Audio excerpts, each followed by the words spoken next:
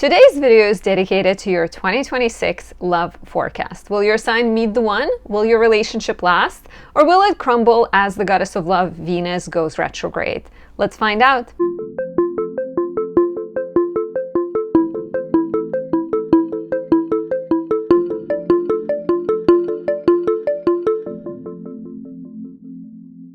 My name is Anastasia. I am a traditional Western astrologer specializing in readings, teaching classes, creating products. If you enjoy my work, please show your support by leaving me a like, a comment, subscribing, pressing the notification bell, hype my video to help promote it in front of a larger audience. You can also say thank you by buying a tea, a coffee, a croissant, and showing that the video resonated with you that way.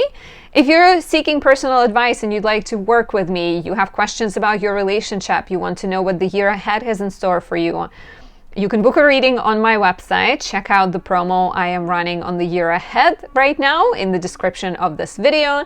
You can also book a relationship consultation. I do astrocartography, astrology, helping you figure out the best place in the world you can move to, electional astrology, helping you elect the right time for your important event. And on my website, you can also join my upcoming predictive astrology course. It begins in March, and in 3 months, you will learn how to use annual perfections, solar returns, transits to forecast your future, helping yourself prepare for the year coming up, for any difficult transits, avoid making mistakes, and maximize your astrology, maximize your potential. Join us. We begin in March. You still have time. Additionally, pick up my 2026 planner. It contains 227 pages. It is full of insights about astrology, breakdowns of every month, every lunation with rituals, suggestions, descriptions, and intention setting pages. I even highlighted the best dates for love and more challenging dates. And finally, since we are talking about love, I work with astrology in a proactive way, capturing the most positive astrological moments and using a donation, an invocation, and a ritual to encapsulate those moments. The windows are usually very, very short. So in today's video, I'd like to highlight my Venus in Libra series. This is Venus in Libra 3. I also have 2 and 4 on my website. It captures the goddess of love in her domicile in the most empowered state. Venus in Libra is really flirtatious, really good at attracting beauty, enjoying beauty. It's very creative and it's inspired. So highly recommend this to anyone who is struggling in relationships. If you feel like you're trying to meet the one and you're putting yourself out there, but things seem difficult. Astrological recommendations: if you have Venus retrograde, you were born with Venus retrograde, if your natal Venus is in Aries, Scorpio, or Virgo, this is perfect for you. Venus in the 6th, 8th, or 12th houses tends to be complicated. Venus in an aspect to Saturn, Uranus, Pluto, or especially, I would recommend this for sure. So what is coming up for us in 2026? There are a few things. The main one, we're going to be looking in this video at your 5th house, which is connected to play and sex and pleasure and relationships that are fun and romantic, and 7th house, which is about love, but more in a committed sense of that word. We're also going to look at Venus going retrograde. She does go retrograde between October 3rd and November 13th. She goes retrograde about once in 18 months. So we're getting the retrograde this year, which means next year we can chill and deal with Mars retrograde. So not quite chill. So what's interesting is Venus retrogrades work in 8-year cycles. So the retrograde of Venus that is coming up in between October and November 2026 would have been happening pretty much in the same degrees, in the same places in October, November 2018. So my homework to you: go back, reflect, look at your pictures, look at your emails, look at your text messages. What was happening at that time? You've survived it, you will survive it again, but it will potentially bring up similar questions and will encourage you to keep working. We're going to take a look at the 12 rising signs. As always, I would really ask you to share if this resonates, show your support, say thank you in whichever way you can, book a reading, right? For most personal, precise advice on your situation, the best way to do that is to book a reading. Otherwise, I am doing a reading for 1/12 of the population with every rising sign, and your chart is unique and deeply personal to you. So the most accurate prediction will come out of looking at your unique astrological blueprint. Definitely get my 2026 planner. Set yourself up for astrological knowledge. So if you are an Aries rising, your 5th house of relationships is Leo. And what's exciting here, just to give you like a bird's eye view, is that Jupiter will enter Leo starting June 30th, 2026, and will stay there until late July 2027. And this tends to be such a fun transit romantically. It can encourage you to meet new people, to date around, to open yourself up to new passions, and through those passions encounter new like-minded individuals. So this is my highlight for you. It is also the most fertile transit. So for those of you that are trying to get pregnant, thinking about getting pregnant, mark your calendar. If you don't want to get pregnant, mark your calendar even twice, because you need to watch out and be really careful. And what else is really interesting is we're gonna have the South Node in Leo, and there's going to be a solar eclipse in Leo, your 5th house. So again, lots of really big new beginnings when it comes to relationships and partnerships. I really like this. So this is kind of important to watch out for. So we're generally with your horoscope looking at your 5th house Leo and your 7th house Libra, ruled by Venus. And there's a lot going on in those portions of the chart. So in the beginning of the year, we have a couple of, there's a couple of really nice transits early on. On January 6th, we get Venus Cazimi in Capricorn. And on the 7th, we get Venus conjunct Mars. And since you are Aries rising, you are ruled by Mars, and your 7th house is Libra, ruled by Venus. When Venus and Mars come together, or when the Sun comes together with Venus, it is quite likely that you're being ushered into a new chapter of your romantic life. So mark your calendar for the 6th and the 7th of January. At the very least, go out or write down some romantic intentions. Light a candle. Venus and Libra out of my candles is really perfect for you, so highly, highly recommend. On February 1st, we get a full moon in Leo in your 5th house. So this will be a completion of the romantic chapter that got started in your life in July 24th, 2025. So if around that time you were beginning to date someone, or you maybe put yourself out there and started thinking about dating again, this full moon can bring important changes such as a relationship manifesting. It can also suggest a relationship turning a new leaf, moving in a new direction. There is also a possibility for a relationship ending if you don't quite feel happy with it, especially because the full moon actually opposes Pluto and Mars. So relationships will get tested with this full moon. And for some of you, I can again see pregnancy or birth of a child with this full moon, because it's quite potent. There's a lot going on during this full moon. So if you're trying to get pregnant, definitely watch out. Between March 6th and 30th, in March, you get Venus in your 1st house. That is really charming. Gives you an ability to manifest what your heart desires, and you're generally quite attractive and appealing to the opposite sex or the same sex, whoever you're trying to attract is empowered here. And right on the heels of that, we get the full moon on April 1st in Libra, your 7th house. So we had the full moon in the 5th house, which is about like pleasure and fun and parenthood. And then right after that, just a couple of months after that, we get the full moon in your 7th house.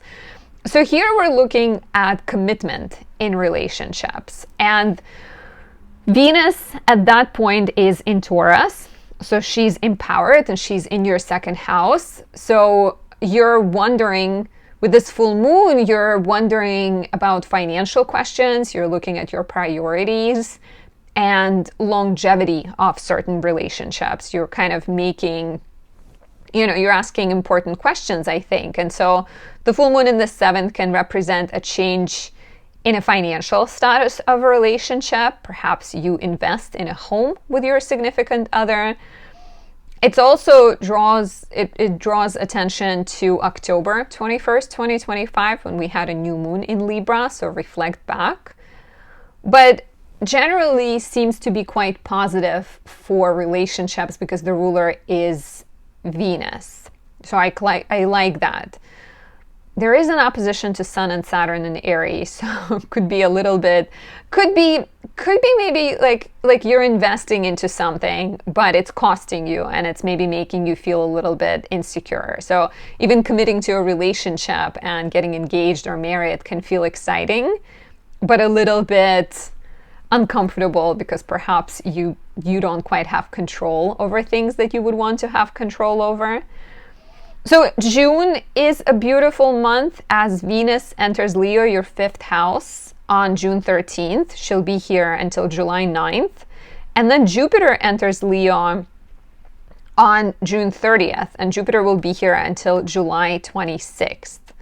So Jupiter will also conjoin the Sun on July 29th. So summer of love. Venus in the 5th house in June, Jupiter there conjoining the Sun in July.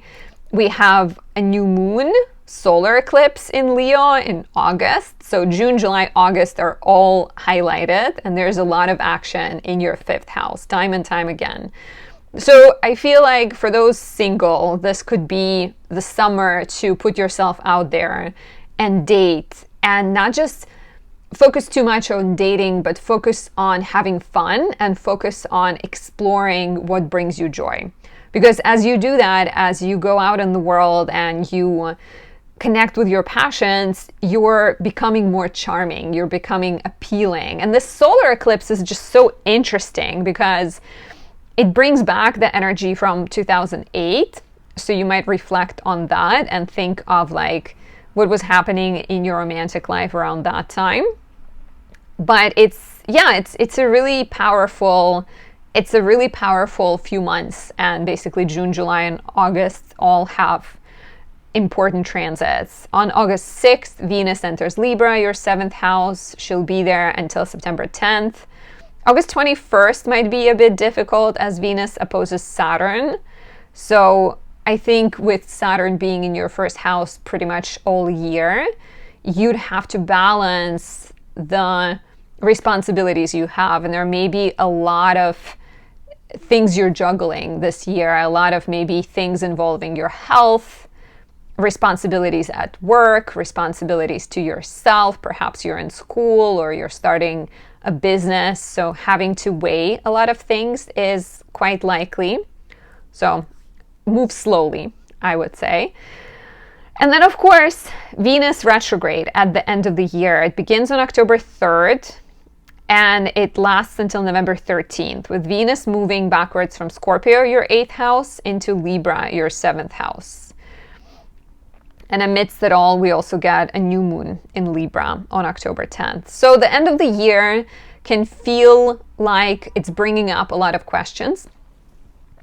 And questions may relate to money. Perhaps there is some type of disagreement financially in your relationship.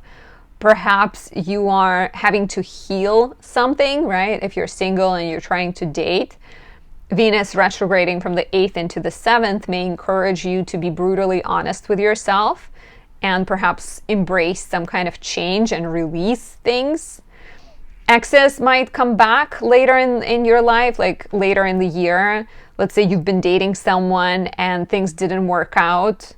They might return to you at the end of the year, or maybe someone not even from 2026, maybe someone from many, many years ago, maybe someone from 2018, because that's the last time Venus was retrograding through the same degrees of Scorpio and Libra. Do reflect on 2018 to see what kind of developments in your relationships were happening around then.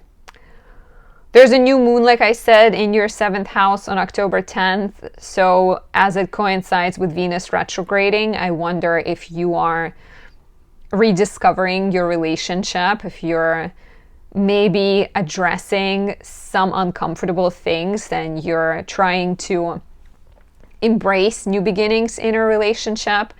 After Venus goes direct and she enters Libra, well, she goes direct on November 13th in Libra. Between November 13th, December 4th, she gives you a chance to smooth over the ruffled edges, that things that Venus flipped around when she was retrograde. Venus retrograding in the 7th house could be a tricky time. It could be a sign of relationship tests, and don't get scared if your relationship is solid, right? If your relationship is solid, this is maybe just a need to air things out. But if you feel like the relationship is in a precarious position, then perhaps it is the time to examine it and see whether it satisfies and whether it fits with where you're going in the future. For more, visit my website to book a reading and pick up my lovely creations, such as my planner, Venus and Libra candles, and also consider joining my course. We begin in March 2026. If you are a Taurus rising, your 5th house is Virgo. It's ruled by Mercury, and we're still having eclipses here. There's going to be a lunar eclipse in your 5th house of romance, pleasure, parenthood, and children, which is referencing the solar eclipse in Virgo from September 2025. The lunar eclipse here is quite powerful for examining where you're holding on too tightly, where are you being too perfectionist, where are you being too critical in your romantic life, whether you're in a relationship or you're single, what kind of self-defeating tendencies you have that do not serve you. Again, like, where is there some kind of rigidity that doesn't serve you and maybe you need to release? So eclipses, like I said, continue, and your 5th house is highlighted throughout the year. And then your 7th house is Scorpio, which is where Venus will go retrograde later in the year. So there's a lot of fine-tunement for you, especially as a Venus-ruled native. You have your chart ruler turning retrograde. I highly recommend my Venus and Taurus candle for you guys because it's Venus in her domicile in your rising sign, so it could help soften the effects of the retrograde. So looking at the year more chronologically, right, I did mention the lunar eclipse. There's also going to be a Venus-Mars conjunction on January 7th, and you are Venus, your partner is Mars, so January 7th, and Venus Cazimi on the 6th are actually both really beautiful for new beginnings, for expressing your love, for showing affection, for connecting with others. Highlight that date on your calendar. We have a full moon in Scorpio, your 7th house, on May 1st. This could be a change in an existing relationship. If you are committed, right, this could be maybe a chance to move in together, an opportunity to get engaged. Perhaps you're starting to talk about having children. If you're single, the full moon in the 7th house can bring a new relationship. It can bring a new chapter in your dating life. There is a completion of the cycle that got started in November 2025, so you can reflect back on that for some clues on what might be ahead for you. On July 9th, Venus will enter Virgo and will be there until August 6th. So in July, Venus is entering her house Joy, your 5th house. This could be the time you are expressing love through practical, helpful gestures.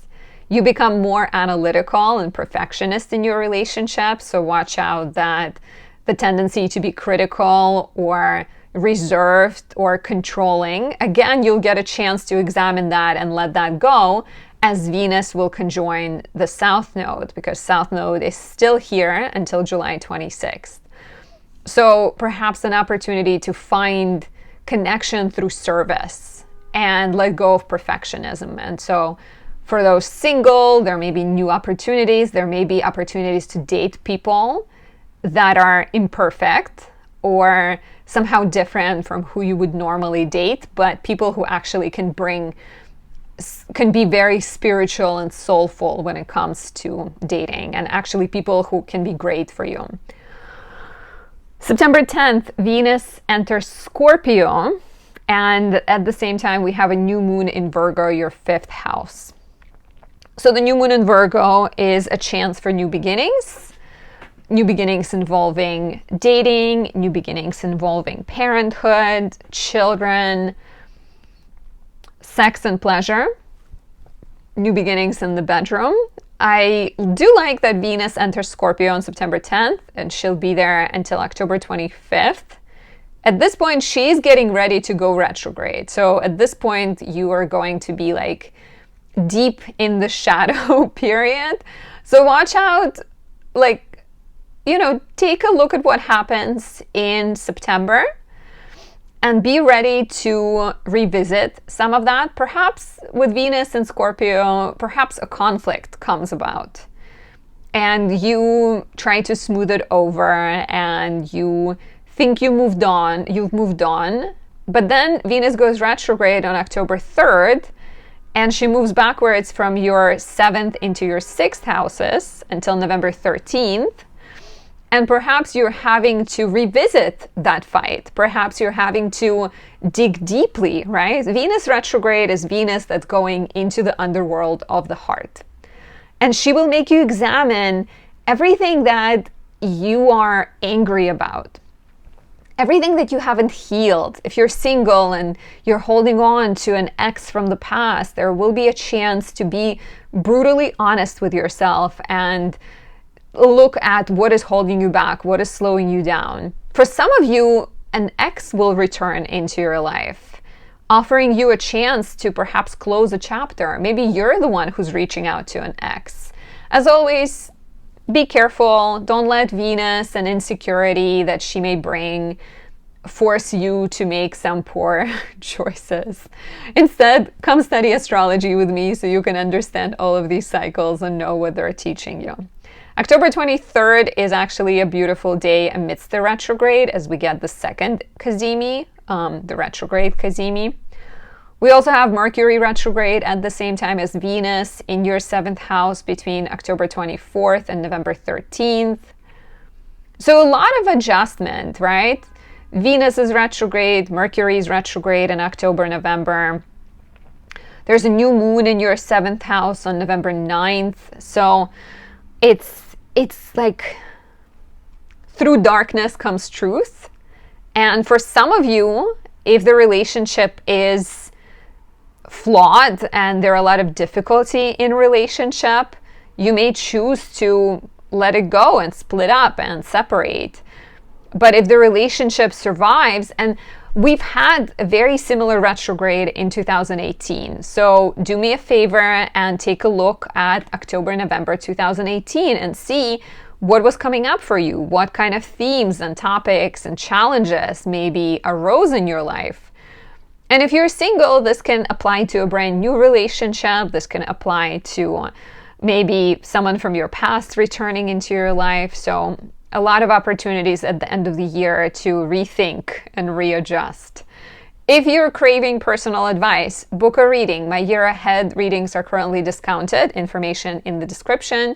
You can also pick up my lovely planner and Venus and Taurus candle. I would highly recommend this for the difficult retrograde period at the end of the year.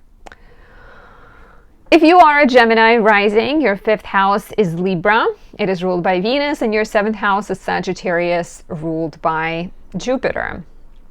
So Jupiter is the ruler of your 7th house, is in Cancer, your 2nd house, until June 30th.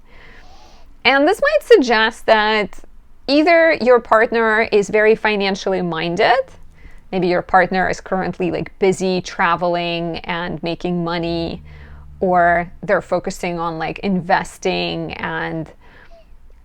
or you're meeting someone through financial dealings and financial institutions. So dating your accountant, dating your bank teller is more likely.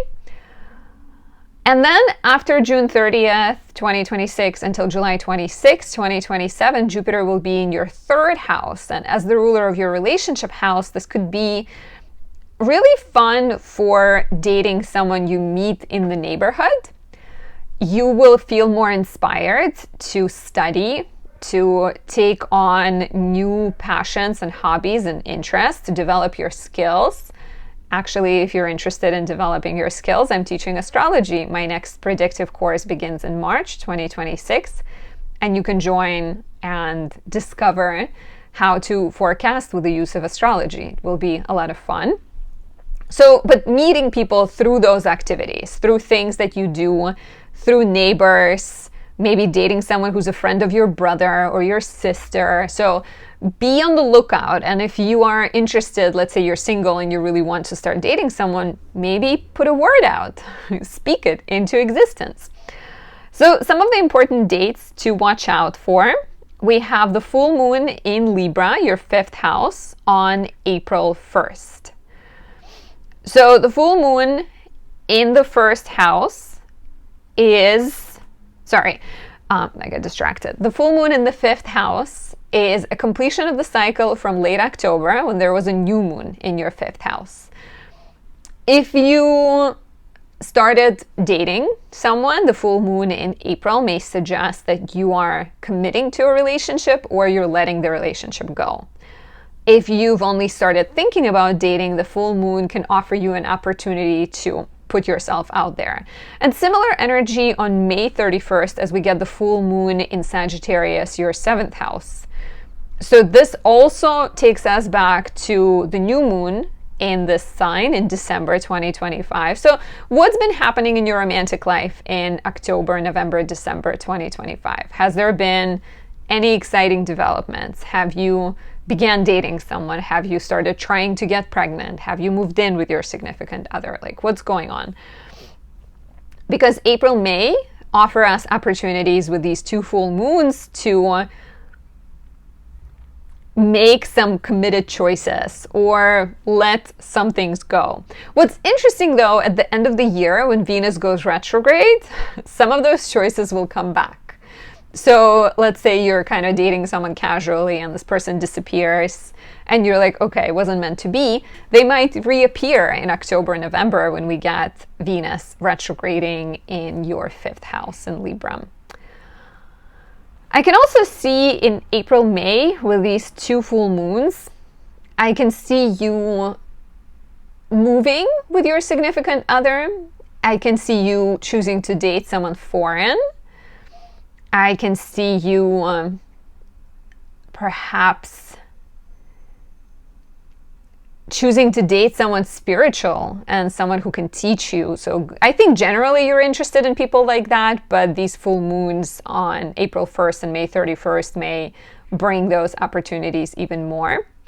August is a pretty fun romantic month for you guys because Venus will be in Libra between August 6th and September 10th, and she's in her joy in your fifth house. Generally, she really likes the fifth house, so August is a fun month. You may notice that wherever you go, people notice. People give you a lot of compliments, and you find it easier to express charm.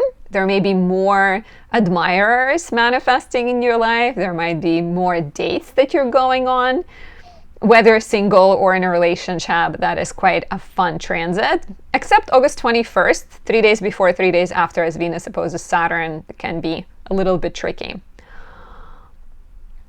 So Venus does go retrograde on October 3rd, and she begins to move from your 6th into 5th houses. So this could suggest, like I said, someone from your past returning into your life, maybe even someone you used to work with. It can also suggest that there's a need to rethink how your health affects your relationship, rethink how mundane fights and worries and concerns affect your relationship, maybe revisit some conversations in your relationship. And like Venus going retrograde between the 6th and the 5th house may suggest that you're letting concerns and worries about life block your play and joy. And so this retrograde will offer you a chance to examine that. We also get a new moon in Libra on October 5th, which coincides with Venus retrograding. And so it's an adjustment period at the end of the year where maybe you're starting to feel a little bit unsure. I will give you one advice amidst all of the advices I give you. Do not rush to cut people away, especially if it's a solid relationship, if it's someone you've been with for a while, and if things feel stagnant, let's say you don't feel the same spark in the bedroom anymore.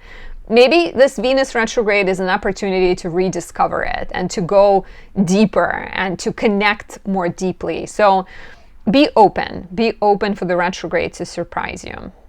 Venus returns to Libra, your 5th house, on the 25th of October, goes direct on November 13th, and then she's direct here until December 4th. So especially between November 13th and December 4th, you may experience some clarity and inspiration, passion coming back into your life. And the year wraps up with this really fun new moon in Sagittarius in your 7th house, which encourages new beginnings. It is ruled by Jupiter in your 3rd house, so new partnerships, I think a rediscovered sense of closeness, camaraderie, communication. Maybe you decide to, after everything you've been through in your love life, maybe you decide to take a course on relationships or study therapy or study a foreign language, just sort of work on bringing joy and fun in your relationships. And for those single, this new moon can be a powerful opportunity to get something started.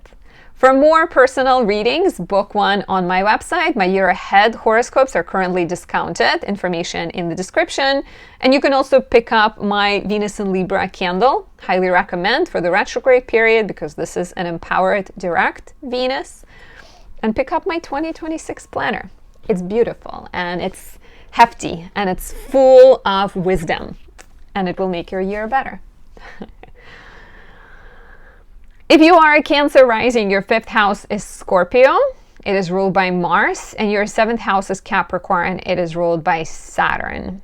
So with Saturn as the ruler of your house of relationships, Saturn is in Pisces, your 9th house, until February 13th. So there may be some focus on education, travel, writing, publishing, legal matters, and that may be how you meet your significant other. And then Saturn enters Aries, your 10th house, on February 13th, and will stay there for the next 2 years, 2 months.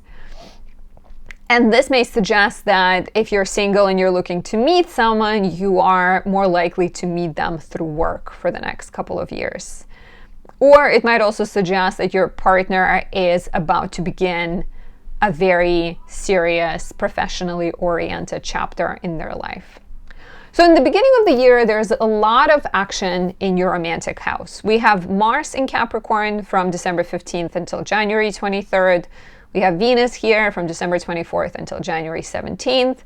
There's Venus Cazimi on January 6th, a beautiful romantic moment, really lovely for going on a date, for telling someone you love them, for talking about the future in a relationship. It's inspired, it is sensitive. It's also long lasting, right? We've got Venus and the Sun in Capricorn, and then Venus conjoins Mars on January 7th, also in Capricorn. We have Venus that is willing to work and commit to a relationship. So it's really great for future development, and I think commitment and stability and growth in relationship. I really love this for that. Let me think. So there's a lot of opportunities to bring new relationships into your life. There's a new moon here as well on January 18th. So January is just ripe with opportunities. And of course, Capricorn season also means the sun is here for you. So while some of us might be hibernating, you're actually out there making things happen. Really good whether you're single or you are in a relationship. On May 1st, so you have a busy January, and then next big event in your romantic life is the full moon in Scorpio, your 5th house, in May. So this full moon is about play and fun, and it gives you an opportunity to examine your relationships and see how much joy they bring you. And if they don't bring joy, this full moon could be a chance to say goodbye to a relationship and perhaps move forward, having discovered something new, having discovered what you truly want. But if the relationship is fun and it is playful and joyful, then you are more likely to move forward and, go for it and commit to a relationship, because the full moon in Scorpio can be very much about that. And on June 29th, we also have a full moon in Capricorn, your 7th house. So both of these, May 1st and June 29th, bring change in relationships and offer you an opportunity to kind of ask yourself, are you enjoying things, or is there something that needs to be let go of or committed to? And for those single, similar things, it could be about adjusting your dating strategy, it could be about saying no to someone who doesn't work for you, or it could be about choosing somebody else, choosing a new partner, starting a new relationship. On September 10th, Venus enters Scorpio, your 5th house, and on October 3rd, she goes retrograde in your 5th house. She'll be retrograde from October 3rd until November 13th. So Venus generally is in her joy in the 5th house. So in September, she may bring a new relationship your way. She may bring an increase in passion, maybe encourage you to express your desires in the bedroom. But then as she retrogrades, there is potentially a sense of discontent. Maybe you find out something about your partner and you're starting to question things. Maybe you find out about their sexual fantasies and you're like, oh my God, I had no idea. So your Venus retrograde is always this time when we have to examine the darkness of our own heart, or the darkness that exists in all of us, and decide whether it's something we can deal with or whether it's something we need to disengage ourselves from. It's a really, it's actually a really good time to have honest conversations, to be truthful, to maybe find beauty in imperfection. So at the end of the year, relationships will very much be tested by this transit. Exes are more likely to come into your life, so beware. There is also, it's interesting that Venus is moving backwards from your 5th into the 4th house. So I wonder if you're having to maybe examine where you live. Maybe you're having to address something involving children, and you're wondering what better place, what better living situation can make you more joyful, and maybe even where should you move to get more opportunities to date. So some type of connection between where you live and your love life will be presented here. And not only Venus goes retrograde, but also Mercury goes retrograde in Scorpio between October 24th and November 13th. So at the end of the year maybe feels frustrating, maybe suggests that you're asking a lot of questions and feeling a little insecure about your relationship, but do not rush to make sort of harsh decisions. The new moon in Scorpio on November 9th, Venus is still retrograde, Mercury is still retrograde, will be your opportunity to navigate friction in relationships and navigate insecurity and maybe the lack of sparks with compassion and clear communication. So take that opportunity.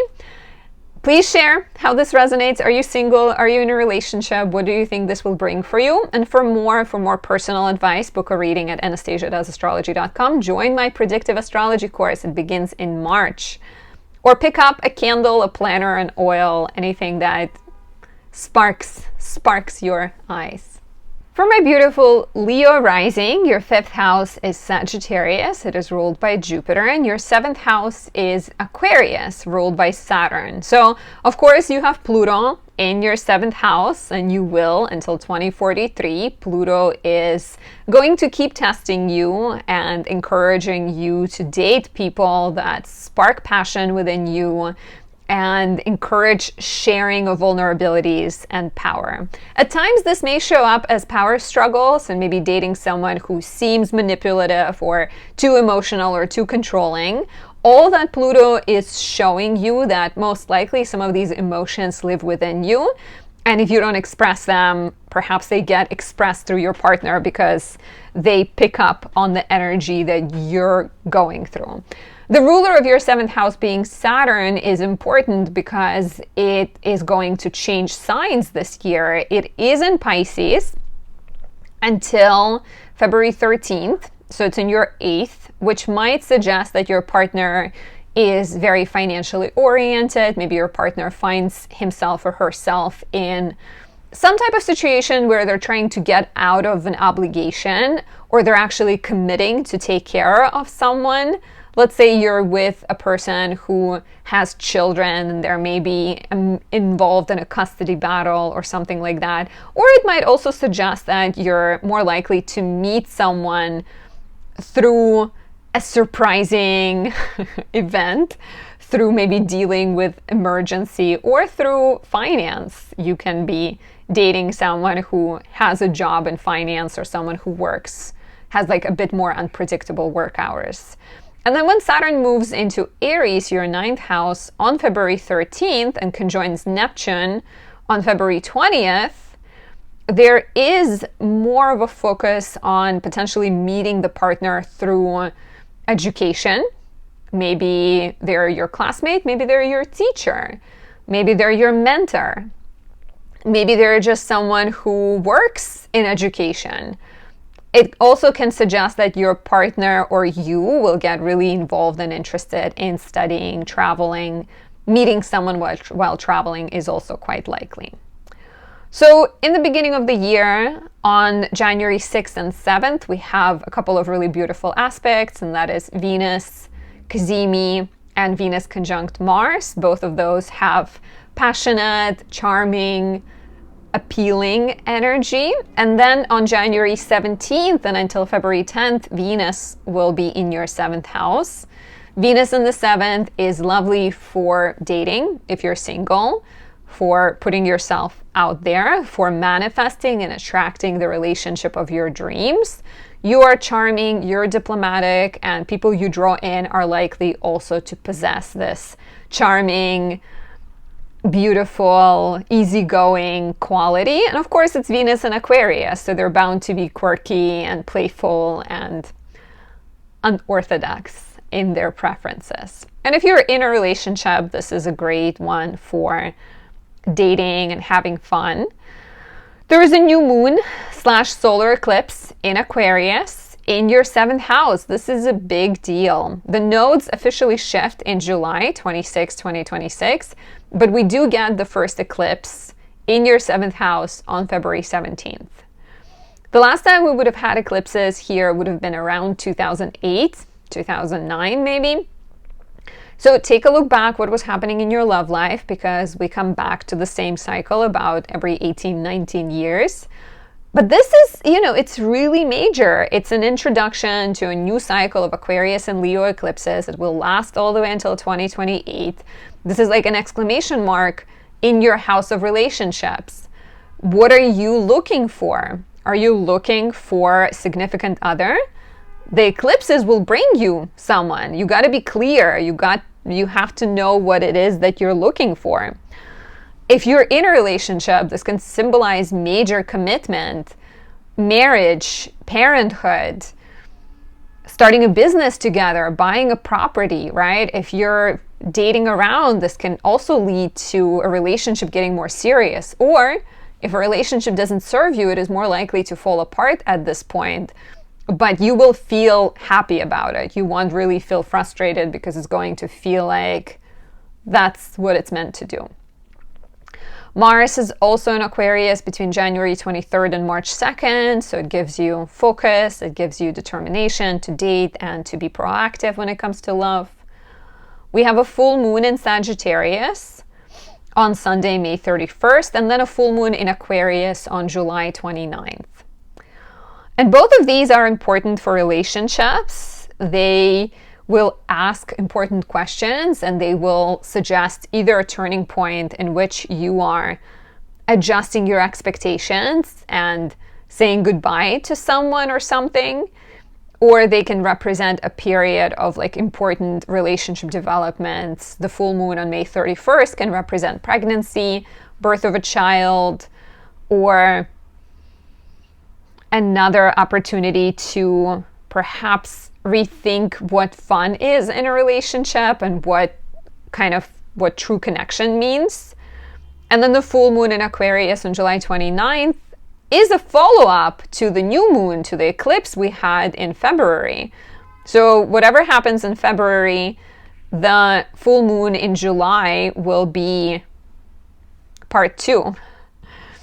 And it's actually coinciding at this point with Jupiter being in Leo in your sign, and the full moon is opposite Jupiter Cazimi, so you're very much becoming clear on what the next chapter of growth is for you at this point, and you're maybe deciding to teach, to become a mentor to others, to become a guru of some sorts, and the relationships that do not support that will be left by the wayside, I think, by the roadside. You'll say goodbye to them. So yeah, so there is like a serious alignment going on. And of course, Jupiter also rules your 7th house of relationships. So it's going to be in your 1st house from June 30th until July 26, 2027. And so that is also quite important for perhaps people coming your way and these creative, unique, well-educated, philosophical people knocking on your door and approaching you. Venus goes retrograde between October 3rd and November 13th from Scorpio into Libra, from your 4th into 3rd houses. You will be rethinking how you communicate in relationships. You may be reviewing or hearing back from an ex that is from your hometown, or somebody you dated when you were really young might be returning into your life. Venus retrograde, even though it's not this one specific, doesn't really activate your romantic houses, I think still always has to do with relationships. So here you're going to be looking at like maybe some discoveries involving your living situation, your family or your partner's family, maybe even looking back at your childhood and questioning how did those early experiences shape who you are and how you approach relationships. So it will be interesting, and I think it will be powerful for having important conversations. And Mercury will be retrograde at the same time at the end of the year. And then on December 8th, we're going to have a new moon in Sagittarius, your 5th house, with Venus already direct. And the new moon in Sagittarius is like a clean slate at the end of the year. It offers you a chance to connect with your significant other, to start a new relationship, to become a parent, to get pregnant, right? If that's what you're seeking. But it will be about opening yourself up to new adventure in love and in life. For more, visit my website to book a personal reading. Join my predictive course. It starts in March. Learn how to forecast your future. And don't forget to pick up my lovely Venus candle and my 2026 planner. My beautiful Virgo rising, your 5th house is Capricorn. It's ruled by Saturn. Your 7th house is Pisces, ruled by Jupiter. So at the start of the year, we still have Saturn in your 7th house until February 13th. So Saturn in your 7th is completing relationship chapters started all the way in March 2023. It is about wrapping things up. It is about letting go of relationships that feel draining and difficult and heavy. If there is a power imbalance, if you've been sacrificing too much, the final couple of months of Saturn in Pisces will offer you a chance to break free. If the relationship is serious and stable and committed, then this can be an opportunity to commit to it even more. We still have North Node in Pisces until July 26th. There's going to be an eclipse in Pisces. Let me tell you a date. There's a lunar eclipse in Pisces on August 28th. So even though the nodes shift and go into Aquarius and Leo, the lunar eclipse in Pisces still happens on August 28th, so a little bit after that. So your relationship house is active all year, pretty much. And it's busy, and I think the beginning of the year may feel a little bit more somber as you're dealing with Saturn having returned to your 7th house. But then after it leaves on February 13th, it actually then goes into your 8th house, which is not Saturn completely being gone. But it might suggest that as Saturn goes into your 8th house, you may find yourself in a position of having to deal with money, because either you're supporting your significant other or you're finding yourself in a position of being supported by them for one reason or another. So relationship energy is maybe going to get tied to money and to resources, and perhaps having to address some of that. Okay, a couple more things to mention before we go chronologically. Jupiter, being the ruler of your 7th house, is in Cancer, your 11th house, until June 30th. And that suggests that the partner is more likely to come from your social network, from your friendship circle, from large gatherings like a friend's wedding, networking events. If you go to a networking event, you're more likely to meet someone there. And then from June 30th until July 26th, 2027, as Jupiter enters Leo, it goes into your 12th house, which suggests that during that year, your partner might be lurking in the shadows.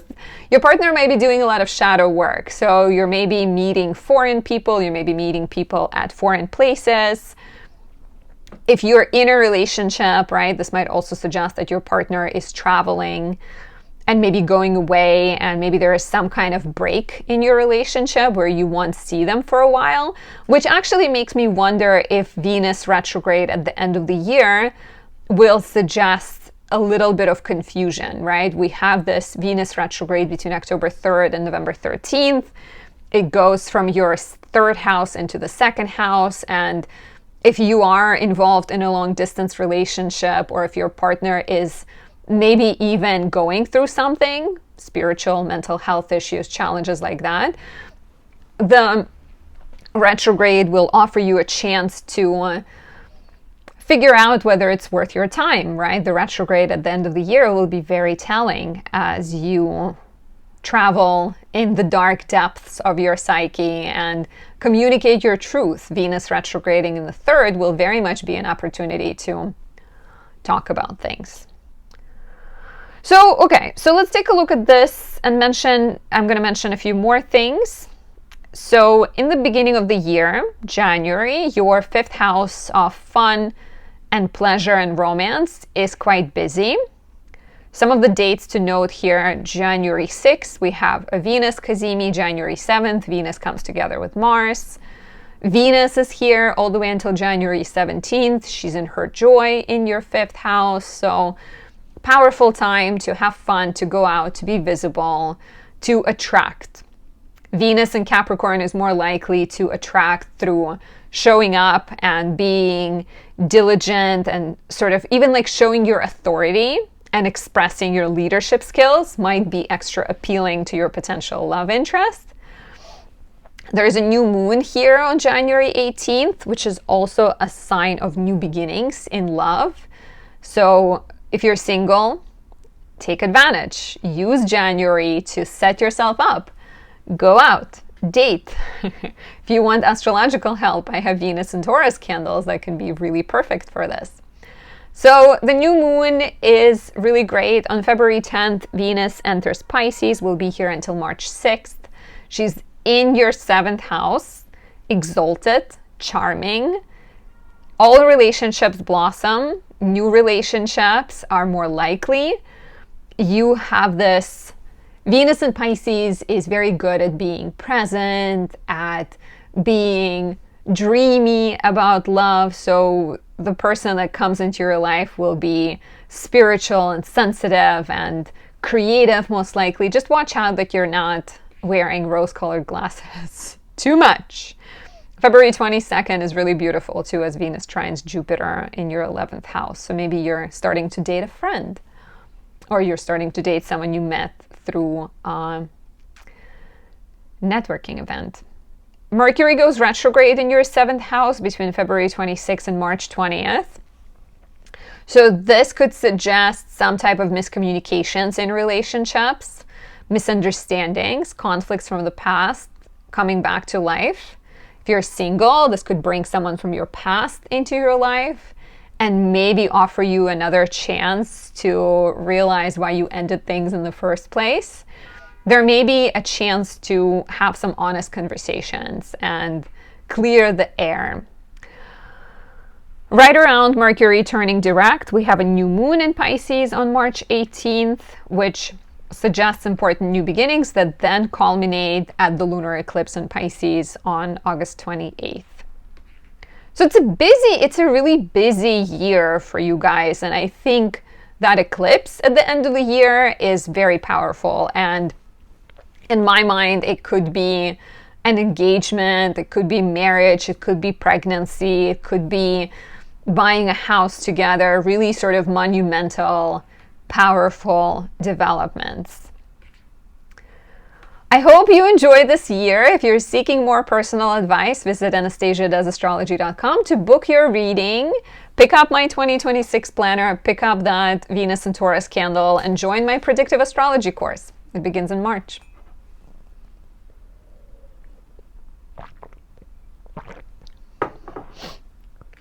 My lovely Libra risings, this is a big year. Saturn is entering your 7th house to stay for 2 years. Neptune is entering your 7th house to stay for 13 years. Saturn and Neptune are going to conjoin. So right off the bat, the beginning of the year brings either major endings. So for those of you that are getting divorced or struggling in a relationship, Saturn and Neptune can dissolve things. It can dissolve seemingly stable things. Saturn conjoined Neptune when the Berlin Wall fell down. So it can be the time of liberation for some of you guys. For others, it could be the time of major new commitments, right? Commitment to some dreamy, spiritual, sensitive type of relationship as Saturn and Neptune come together. So your 5th house is Aquarius. Pluto is in Aquarius. We're going to start having eclipses in Aquarius. So major romantic energy continues, and North Node going into your 5th house smells like babies. For some. For others, it could be new love, it could be more passion, it could be sexual exploration, new beginnings, fun, whatever it is you desire.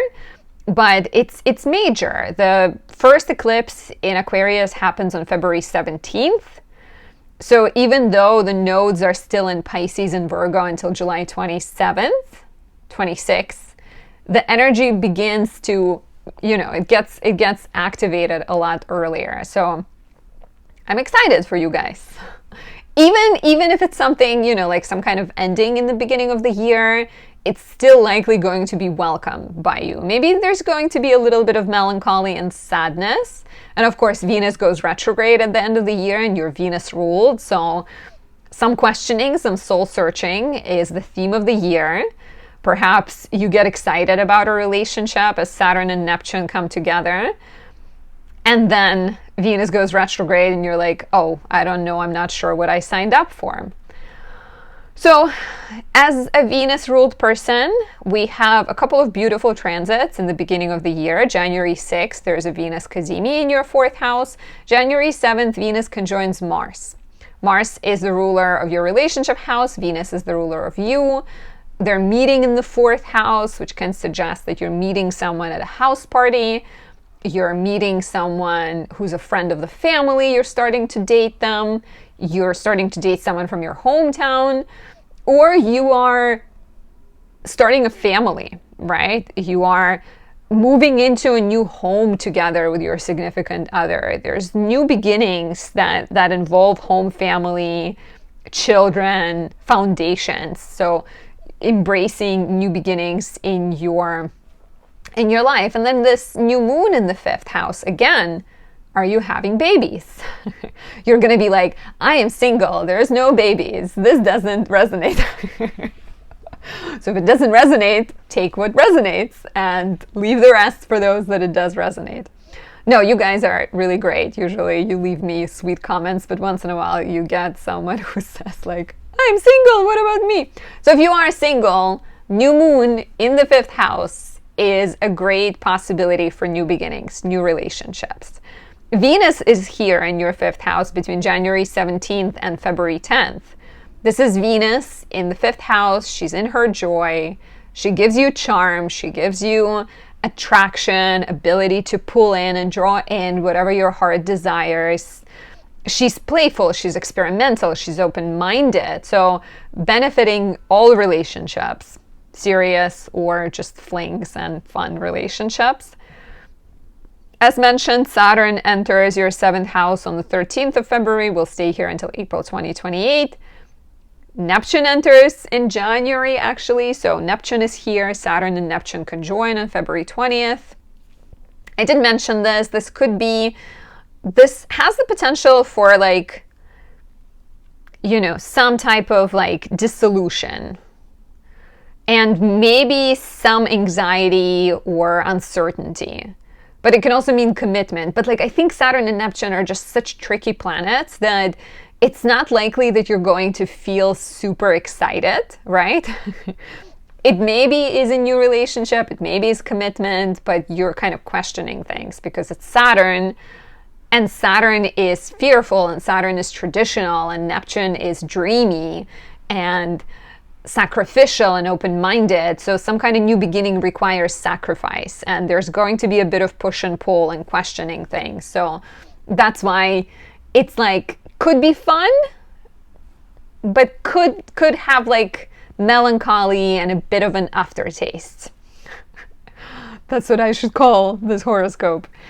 You have a new moon in your 7th house on April 17th, another sign of powerful new beginnings. And then there's a couple of full moons worth mentioning. The first one is on July 29th, which is a follow-up to that eclipse in February in Aquarius. And if you got pregnant, you may be about to have a child.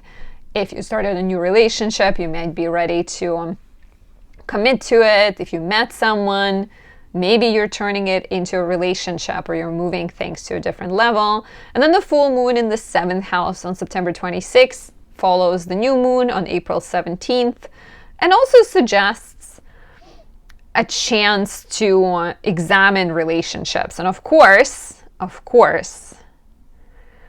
we are going to be examining relationships. But before then, I forgot to mention that Venus will also be in Aries between March 6th and March 30th. So March is quite a fun month for relationships. Venus is in her detriment in Aries.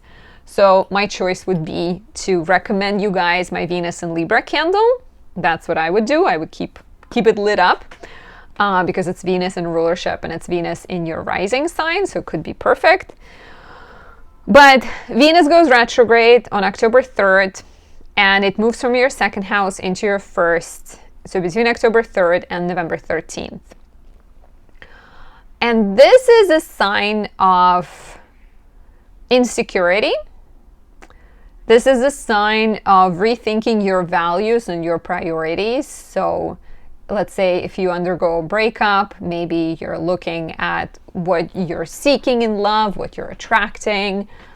If you are in a committed relationship, maybe you're looking at your finances and your partner's debts. There may be just something makes you stop and think about things. And because Venus is always connected to love, you're maybe examining like, what am I doing? How am I presenting myself? How am I attracting these people? And what can I do to change? It can also be about your sense of self and your style and your look. And my advice to you would be choose people, romantically and otherwise, that build you up. Do not hang out with people that tear you down. Speaking of people who build you up, I'd be happy to do your reading. Book a year ahead. It's currently discounted. Information is in the description. You can also join my predictive astrology course, pick up my 2026 planner, and check out everything else my website has to offer. For my beautiful Scorpio risings, your 5th house is Pisces. It's ruled by Jupiter, and it's a place of eclipses. And North Node is in Pisces until July 26th. So this much activation of your Pisces sector, and North Node has been there, right, all throughout 2025, is really important for love, new relationships, existing relationships, parenthood. Some of you I know have either just become parents recently or thinking about being parents. And fun, and just also wondering what is fun, what is sex, what is pleasure, right? So there might be a lot of attention connected to that, especially as we get the new moon in Pisces on March 18th, and then later in the year on August 28th, we get a lunar eclipse here. So very powerful, fertile energy, both for planting seeds and connecting and making moves in relationships, as well as birthing a relationship, a child, maybe a new version of you, maybe a more open-minded, experimental version of you, or maybe a version of you that commits to a relationship if you used to be a lot more just like, let's have fun. And then the ruler of your 7th house is Venus, because your 7th house is Taurus, and Venus will be retrograde later in the year. And when Venus is retrograde, there may be a lot of adjustment going on. But before we get to that, let's talk about some other things that are happening at the beginning of the year. Uranus has returned to your 7th house on November 7th. And until April 25th, it is shaking things up for the very last time. Uranus has been in your 7th house since 2018, and this is the end of that cycle. It may have shook you up and brought you a stable partner if you used to be single your whole life. If you used to always be in a relationship, it may have shook you up and encouraged you to date around and to be more open-minded, to be more flexible, to date people that are unique, that don't fit your regular bill. And so while Uranus is still here, you are figuring it out. You're figuring it out. Uranus and Taurus is all about opening yourself up so that you can create more stability. So it can feel shaky, but ultimately it's really for more balance, more abundance, and more like deeper connection in your life. We have a Venus Cazimi on January 6th, and Venus conjoins Mars on January 7th in your 3rd house. You are Mars, your partner is Venus, so the two coming together in the 3rd house could be powerful for meeting someone new in your neighborhood, meeting someone through a neighbor, meeting a sibling's friend, meeting someone at a neighbor's get-together, right? So you're maybe drawing in new relationships. If you're in a relationship, this could also symbolize starting a business with your significant other, maybe having a deep conversation, maybe starting to get excited about something, taking a course. My astrological course begins in March 2026. It's dedicated to predictive astrology. Come study with me. Learn how to forecast your future. So some type of things are stirring. And if you're in a relationship, it can also just be like a really passionate few days. Maybe you're going on a short trip. Maybe you're having fun. On February 10th, and until March 6th, Venus enters Pisces, your 5th house. She's exalted. She's in her joy in the 5th house. Mark this as the most romantic time not only you get the benefit of Venus in the house she likes, but also, like I said, she's benefiting from being in the sign that she's truly happy in. However, Venus also coincides with Mercury retrograde between February 26th and March 20th. And then there is a new moon. So Venus comes in and she maybe brings a new relationship. She maybe brings news about being pregnant. She maybe encourages you to put yourself out there, right? But then Mercury goes retrograde on the 26th, and then there's a new moon that happens as Mercury is retrograding on March 18th. And you're having to pull back. You're having to step back. Maybe you are planning to have a child, but you discover that there is some kind of work commitment that will contradict it, or you're having to rethink when things are happening, or maybe you're feeling somewhat dissatisfied and uninspired, and you're having to reconnect in your relationship sexually, rediscover things, rediscover each other. An ex might be coming into your life around this time because Mercury is retrograding in your 5th house. So someone you thought you said goodbye to may knock on your door, and this might be what the new moon on March 18th is about. Perhaps it's about welcoming, giving a new chance to an old partnership. As always, be careful here. Don't commit to things you don't want. Don't willingly say yes to a person that hurt you before. Do not give out your trust before the person has proven to you that they are worthy of your trust. On March 30th and until April 24th, Venus enters Taurus, your 7th house. And then on May 16th, there is a new moon in Taurus, your 7th house. So Venus in the 7th is beautiful. Venus in Taurus. I just realized that Scorpio risings have 5th and 7th houses really good. Both are very powerful for Venus, so good for you guys. So Venus in Taurus between March 30th and April 24th is very magnetic. She gives you power to attract. She makes you look so beautiful and appealing that nobody can say no to you. Beautiful time for dating. Beautiful time for asking for what you want. Watch out for being kind of too possessive of people you love and maybe controlling. But it's a very fertile spring energy. There's new beginnings, there is excitement in the air. And that new moon on May 16th, I think, is an opportunity to start a new relationship, to commit to living together, get engaged, get married, welcome new things into your life. On August 28th, we have a lunar eclipse in Pisces. This definitely kind of looks back at the new moon in Pisces, like I said, in March.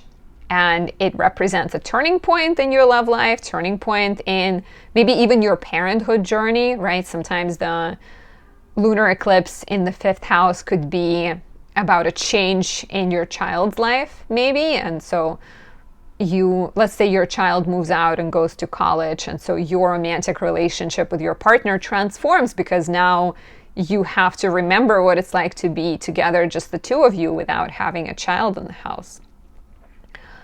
Venus is in Scorpio between September 10th and October 25th, your 1st house. This is a sign of you being passionate, magnetic, appealing. You just give them that smoldering Scorpio look and they fall down.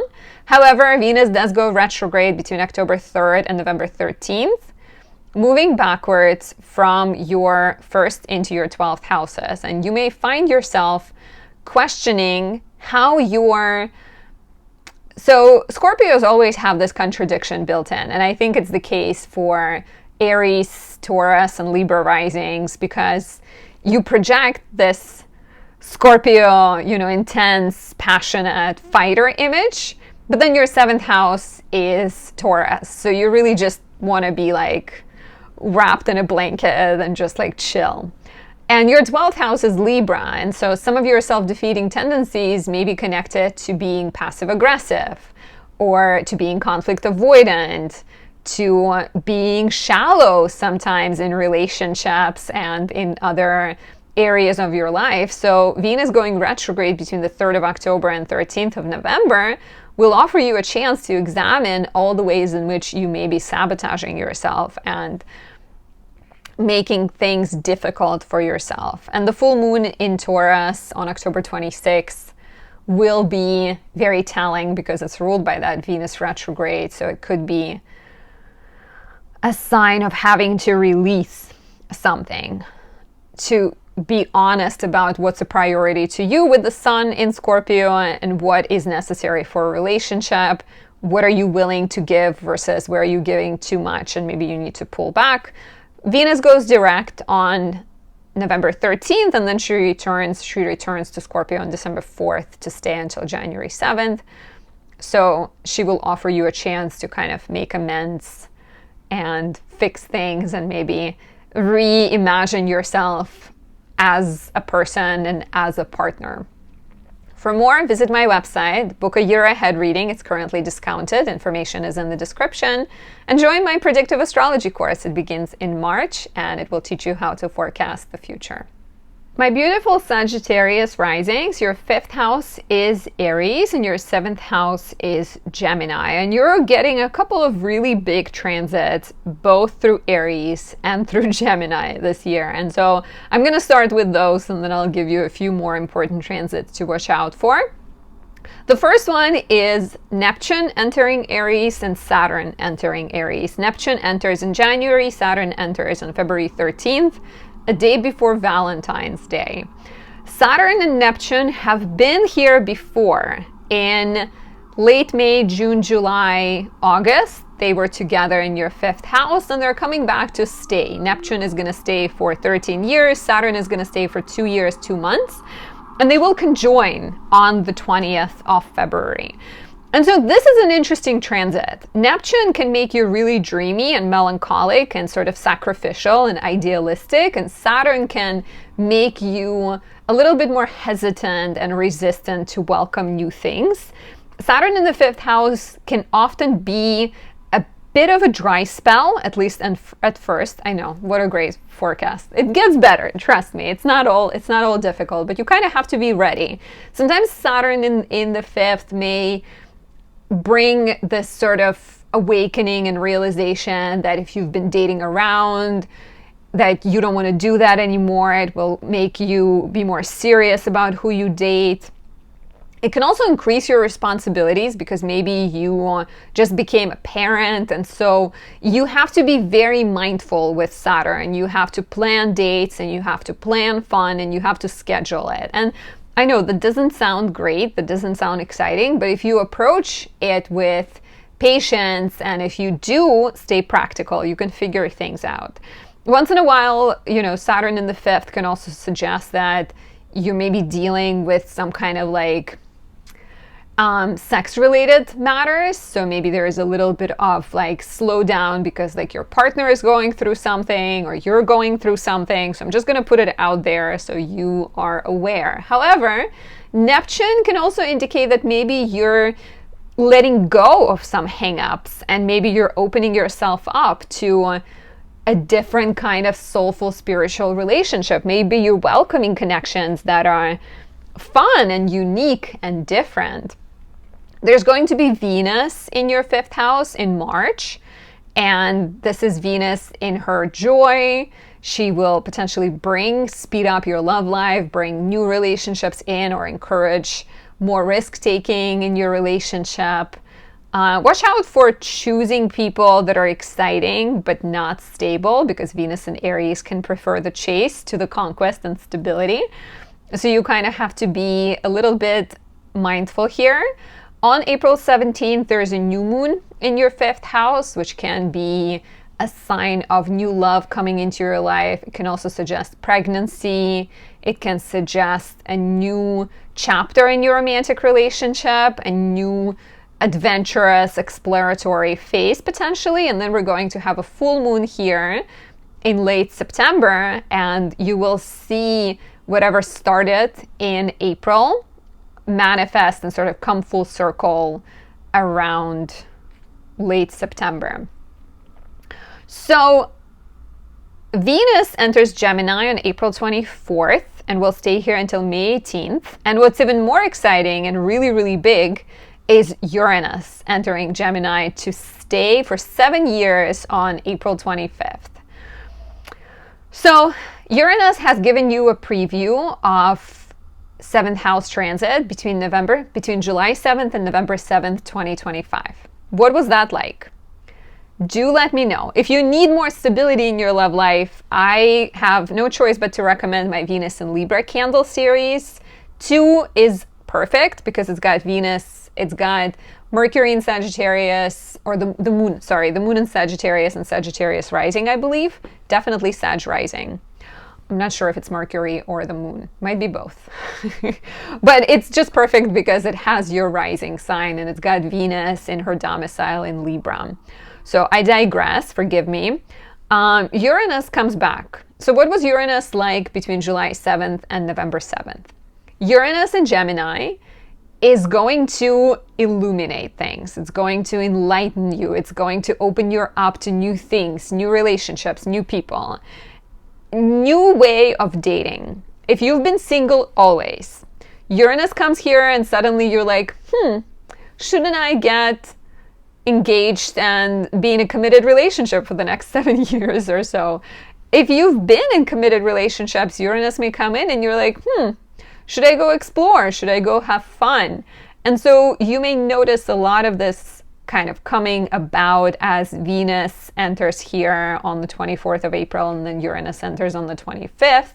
And then the new moon on June 14th, there's a lot of action in spring, in late spring, in your 7th house. So a lot of new beginnings, a lot of new opportunities. And the new moon on June 14th will be followed up by the full moon in Gemini on November 24th.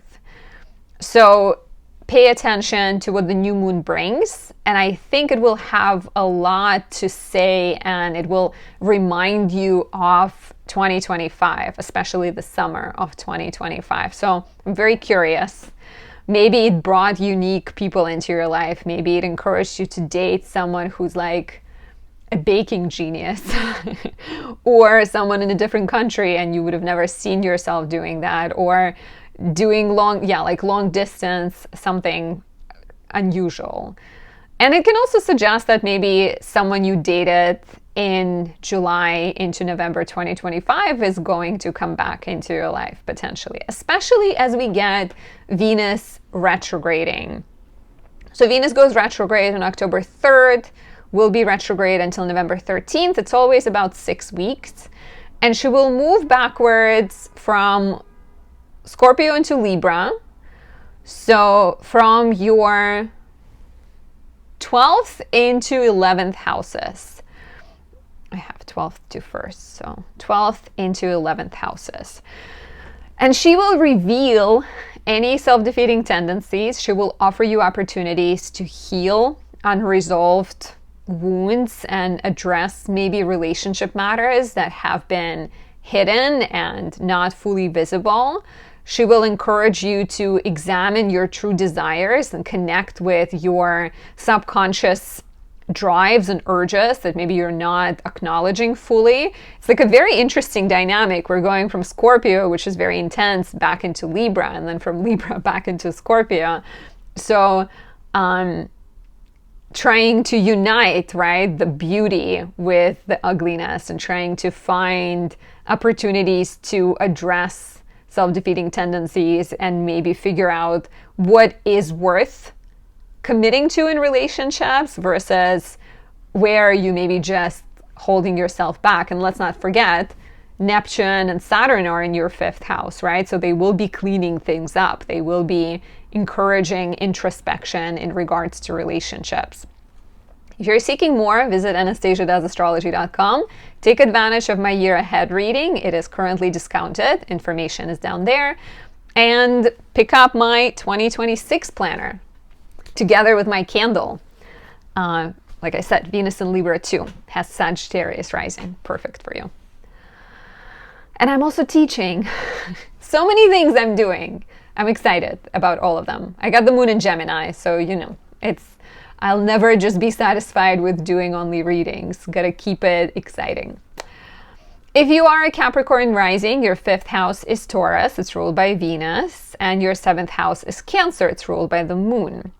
So you have a couple of really important transits happening early in the year. Uranus is in Taurus, your 5th house, until April 25th. Uranus is completing the cycle that got started in 2018 of shaking up your love life, of opening you up to new romantic experiences, new sexual experiences, opening you up to being a parent, right? So Uranus will maybe offer these final shakeups, like getting pregnant and having to welcome a child, right? Or going through some kind of revelation in a relationship and exploring a new chapter of your relationship. And please share, how has Uranus manifested so far? Like I said, it's been in your 5th house since approximately 2018. How has your sense of fun changed? How has your sense of pleasure and love, how has any of that transformed? Did you have kids? Did you maybe date some quirky people? And what do you think all of that has taught you? And then we also have Jupiter in Cancer until June 30th in your 7th house. It went into your 7th house on June 9th, 2025. We had a cazimi here in late June. And it's going to stay for the first 6 months, January, February, March, April, May, June. Yeah, the first 6 months of the year, it's in your 7th house. So you have empowered planet of good luck and optimism and exploration in your house of relationships. It blesses relationships of all kinds. So it doesn't need to be just about love, but it is very powerful to starting new relationships, to growing relationships, to planting seeds when it comes to love, committing, getting engaged, marrying, having children, moving in together, right? Whatever major milestones are important for you, this is all activated, all highlighted. We do have 2 full moons here. There's a full moon on January 3rd, and it represents change in your relationship sector. There's a new moon here on July 14th, and there's another full moon here on December 23rd. So your love sector is busy. And if you're single, chances of you meeting someone are pretty high, through the roof. So I would recommend putting yourself out there and using the new moon, especially on July 14th, to manifest what you desire. Sorry, now Mercury will be retrograde during the new moon in Cancer on July 14th. So for some of you, new beginnings will involve exes, as someone from your past returns and you maybe choose to give them another chance. And for some, the retrograde at the time of the new moon will offer you a chance to maybe revisit some uncomfortable things and reconnect in a relationship. So January 3rd, July 14th, and December 23rd are very important in terms of new and full moons. We have Venus in Capricorn, your sign, between December 24th and January 17th, 2026. It makes you more appealing and charming. January 6th and 7th are really beautiful. As there is a Venus cazimi, you may be experiencing revelations about your desires and your style and kind of maximizing what nature has given you and connecting and building confidence. And then January 7th, Venus conjoins Mars, also a really passionate time. Venus is in your 5th house and in her house Joy between March 30th and April 24th. And there's also a new moon here on May 16th. So spring can be time of powerful new beginnings. Venus really likes being in Taurus in April. She is very sensual, very attractive, very good at manifesting, very good at drawing things your way. So it's a very powerful time to savor life and to grab life by its balls. So, you know, like it's going to encourage you to put yourself out there. And if you're in a relationship, you may be cooking together or getting massages together, and like do that for yourself regardless of whether you're in a relationship at this point or not. Watch out for being too possessive in love. And the new moon on May 16th may offer opportunities to manifest that love. And like I said, it is followed by, on May 18th, we have Venus in Cancer, your 7th house, and she's here until June 13th. She conjoins Jupiter on June 9th. So Venus in the 7th will be beautiful for harmony in relationships, accord, getting along, having fun. Very powerful for attracting new relationships. You are likely to do that without being forceful. You may just sort of show your nurturing qualities, and people around you might find it appealing and almost approach you. And so that is between May 18th and June 13th, and then June 9th has a beautiful Venus-Jupiter conjunction, which just brings harmony, warmth, and friendliness. So Mercury going retrograde between June 29th and July 23rd is a time of reorientation and addressing maybe some miscommunications and challenges in relationships. Relationships are living energies, right? They require some adjustment. So sometimes Mercury goes retrograde in the middle of the year and you have to revisit some old fights, kind of renegotiate things in your relationship, perhaps. Sometimes this means someone from the past returning into your life. And so the new moon on July 14th can actually, as mentioned, represent giving a chance to someone that you once knew. It doesn't have to be an ex, but it could be someone from your past, from your maybe, I don't know, university days or something along those lines. Venus goes retrograde on October 3rd, and until November 13th, she will travel backwards from your 11th into 10th houses. This could be about work, but Venus really is the planet of love. So no matter the houses she travels through, she does represent a need to go down within and connect with what you desire. So I can see this manifesting as maybe looking at your relationship and wondering whether it's building you up, whether it's allowing you freedom to follow your dreams and build a career that you seek. So maybe a certain adjustment will be required. And amidst it all, we have a full moon in your 5th house. And then later, as Venus stations direct in December, we get a full moon in your 7th house. So the final 3 months, right? October, November, December. Yeah, like 3 months of the year are full of introspection and deep questions and maybe revisiting. Venus retrograding through your 11th and 10th houses can also suggest that maybe you are dating someone you work with or one of your friends and colleagues. And so maybe the retrograde is a need to adjust and make the relationship public or figure out how do you want to proceed with this type of relationship. For more, visit my website. Highly recommend my Venus and Taurus candle.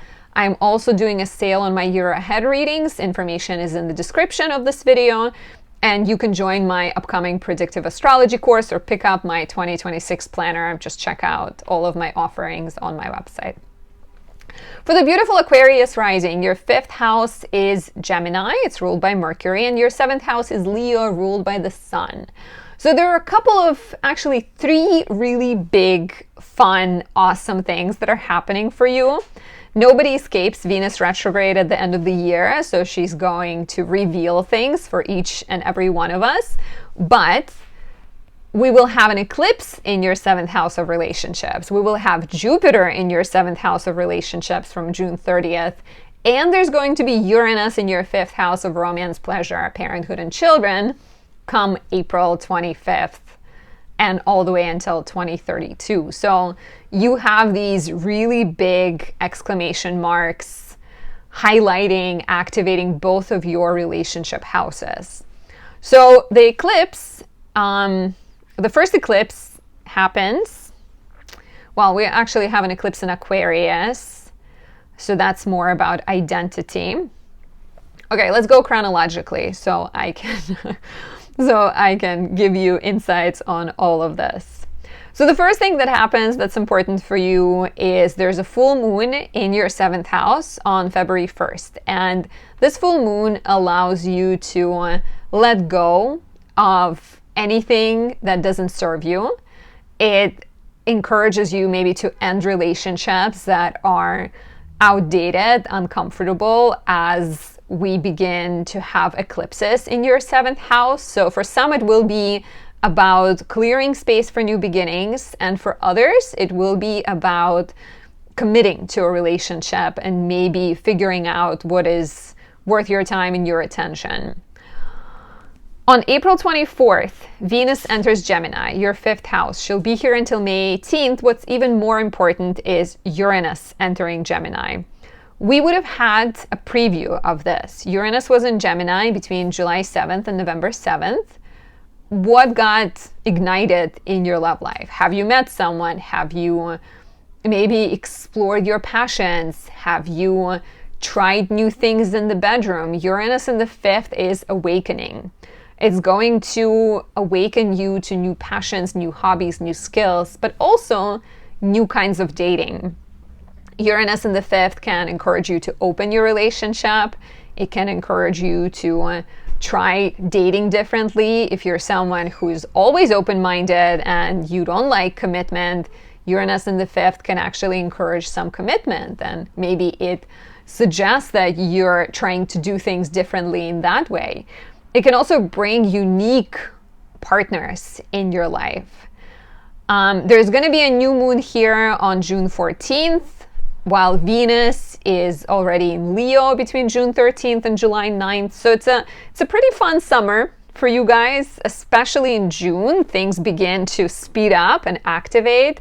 So, well, not even in June, I'd say April, right? April is a powerful month. June is a really major month because Venus is in Leo between 13th of June and July 9th. There's a new moon in your 5th house. I see new relationships. I see creative partnerships with your significant other. I see pregnancy.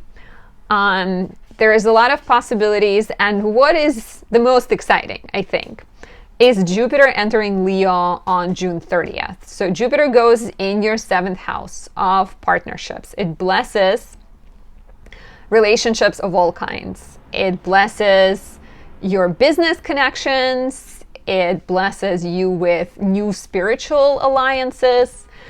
You are definitely more likely to attract people that have your best interest at heart. Jupiter is not always about love, but since we are talking about love, and if love is what you desire, love you shall receive. I'm like Oprah, you get some love, you get some love, you get some love. So if that's what you seek, Jupiter can definitely come and help you out, especially because Jupiter will be sextiling the Uranus in your 5th house. So I think the more open-minded you are, the more likely it will be a fun year. And if you are in a relationship, if you're in a committed relationship, Jupiter in the 7th can symbolize commitment. It can symbolize a new chapter of your relationship, a child, a new apartment, even moving together, right? Maybe Uranus inspires you to go out there and do things differently. And all of this continues with the solar eclipse in Leo on August 12th. So it's going to be a really, really like busy summer for you, I think. Late spring as well. So the solar eclipse in Leo takes us back to 2008. If you remember what was happening in your life in 2008, 2009, do reflect on that, because every 19 years we have the same exact eclipse cycle. Of course, everything else would have shifted or would be different. But the solar eclipse in Leo on August 12th is a powerful new beginning in your love life. It is a south node eclipse, so it's a new beginning that requires purification, that requires a death of your ego, requires a need to let go of what people think of you. Because I think if Uranus is teaching you something, is that you need to be authentic and you need to be truthful to yourself. And of course, as long as it doesn't hurt other people, you should follow your bliss and be kind of march to the beat of your own drum. And so this solar eclipse in the house of relationships is an opportunity to examine where are your relationships truthful versus where they might be too focused on like maintaining the status or presenting a perfect image, right? So it's gonna be interesting because South Node always reveals the shadow of a sign. So in Leo, it's going to be people pleasing and worrying about other people's opinions. So it's quite exciting. And then the review continues as Venus goes retrograde between October 3rd and November 13th. She will move backwards from your 10th into your 9th houses. So it could be more about career and what you find pleasurable in your professional life, but it can also be about your beliefs when it comes to relationships, maybe your ideals, your perception of things, your values, and how, again, do they fit with your partner? Perhaps you and your partner have like a really major political split and you thought it didn't matter, but some of their beliefs really don't gel with you. And it doesn't mean you have to get out of the relationship and sort of press the escape button, but it does mean that maybe there is some adjustment that needs to happen and some honesty that would benefit your relationship, that your relationship would benefit from. There's a full moon in Gemini as well on November 24th, and that completes the chapter started in mid-June. And of course, Uranus is in the same sign, so the full moon can bring an adjustment, a transformation, and a chance to embrace childlike wonder and pleasure in your life and in your relationships. If you're seeking more, book a reading on my website. My year ahead readings are currently discounted. Information is in the description. Pick up my candles. Venus in Libra is perfect for this, for the Venus retrograde, and you are an air sign, so it fits you. And you can also pick up my planner and you can come study with me. Visit my website, find all the things I love and want to share with you. Finally, my beautiful Pisces rising. So your 5th house is Cancer. It's ruled by the moon. And your 7th house is Virgo, ruled by Mercury. And I'm looking at the 5th because it's connected to romance and play and sex. And 7th is connected to long-term committed relationships. So you've had North Node in Pisces, your 1st house, and South Node in Virgo, your 7th house, since January 2025, and it will continue until July 2026. We're also going to continue having eclipses actually even later after the nodes leave, but definitely until July 2026, there is major activations in your 7th and 1st houses. In fact, we're going to have a lunar eclipse in Virgo on March 3rd. And this could be a very powerful moment in your love life. If you're single, meeting someone, making a relationship official, asking the person you like out, telling them how you feel. And if you're in a relationship, this is really important for commitment and maybe getting married, maybe getting engaged, right? What has been happening in your love life? This is all, it all builds up, you know, like there was a solar eclipse in Virgo in September. So what was initiated in your life in September? And how can this lunar eclipse in March continue those themes? So very powerful energy between your houses of identity as you also rediscovering yourself. And, you know, Saturn is there until February, has been there. Maybe it encouraged you to take better care of yourself. So as you build yourself up, your relationships transform. And you're likely to draw in people that match up with that energy. If you prioritize yourself, you will draw in people who also prioritize you and your relationship. Of course, you know, I'm not encouraging you to only care about yourself, but you do need to take good care of yourself so that other people come and benefit and like build yourself even more, because what you project, you attract. I hope this is making sense. I feel like I over-explained it. And then another fun thing that is quite powerful is Jupiter, your chart ruler, is in Cancer, your 5th house, between June 9th, 2025 and June 30, 2026. This is beautiful. This is so abundant and so fertile and so moist. So it's good for attracting relationships. It's good for planting seeds and, you know, building things slowly, building a new love slowly, building a nest for you and your significant other, becoming a parent, nurturing a child. It's a really sort of fertile, like I said, very moist transit. So it could be good for romantic relationships. And so Jupiter is here until June 30th. It goes direct on March 10th. So you may be a little bit more introspective until then. And then when it goes direct, you feel more empowered. There are going to be 3 lunations in your 5th house. The first one is the full moon in Cancer on January 3rd. It completes the chapter started in July 2025. Then there's a new moon in Cancer on July 14th, which coincides with Mercury retrograde, so it has a bit of an introspective edge to it. And then another full moon in Cancer on December 23rd. So all that does, it encourages you to open yourself up, to embrace new relationships, to embrace fun and play, and actually prioritize fun and play. It is about having children. It is about being childlike, right?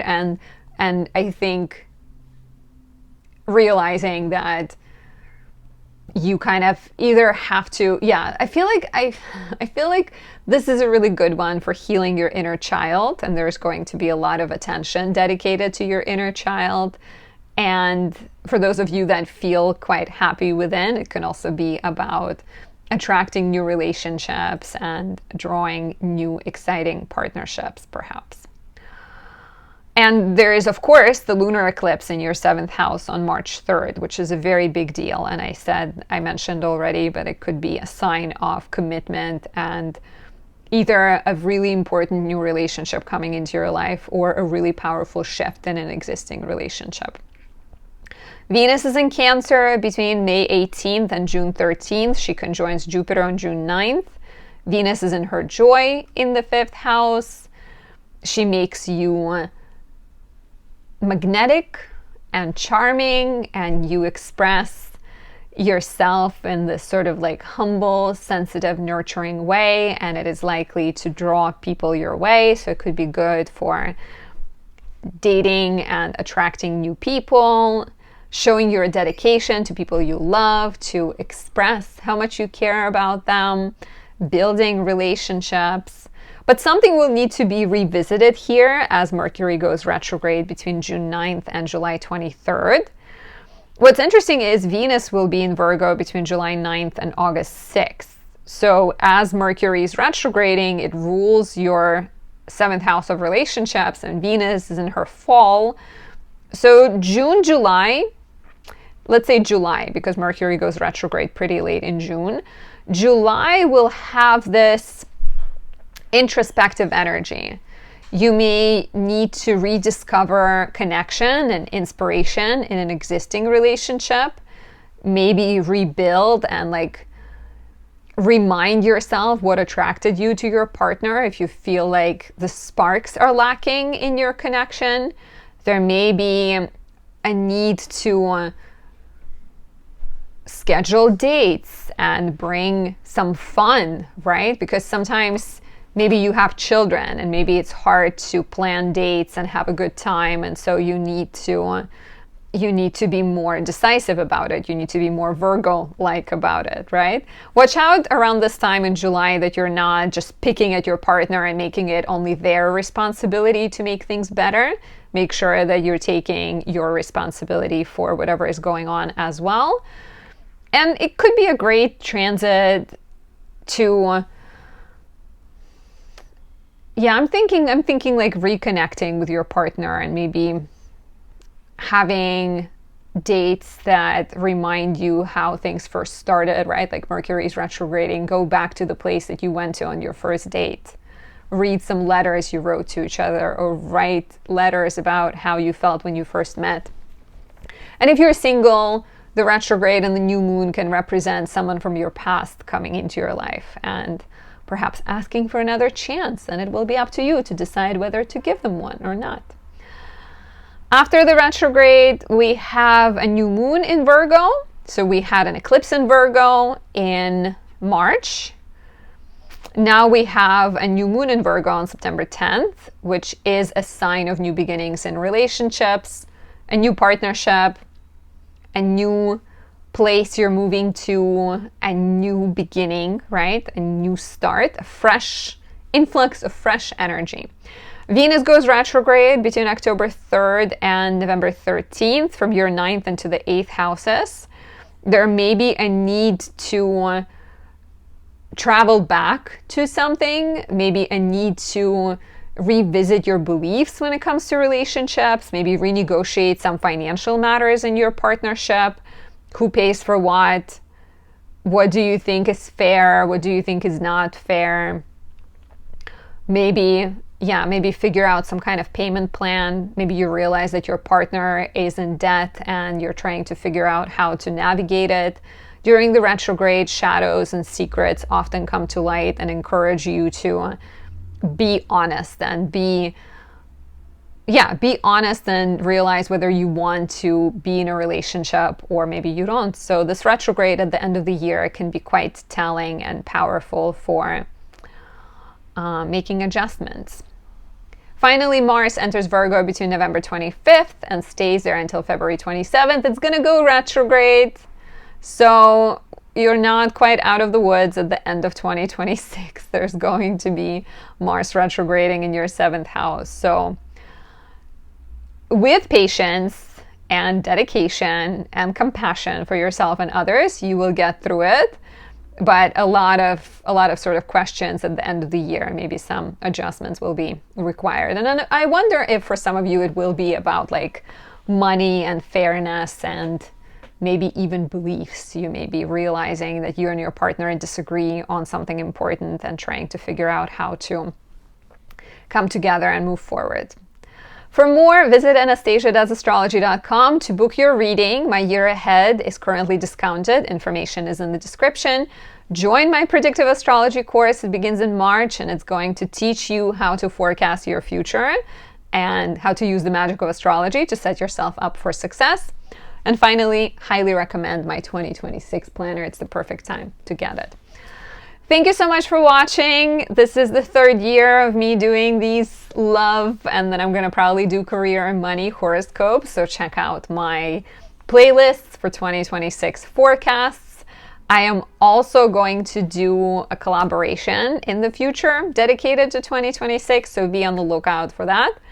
And I hope you have a beautiful rest of your 2025 and have a fun, full of love and affection, cuddles and kisses 2026. Talk to you soon. Bye.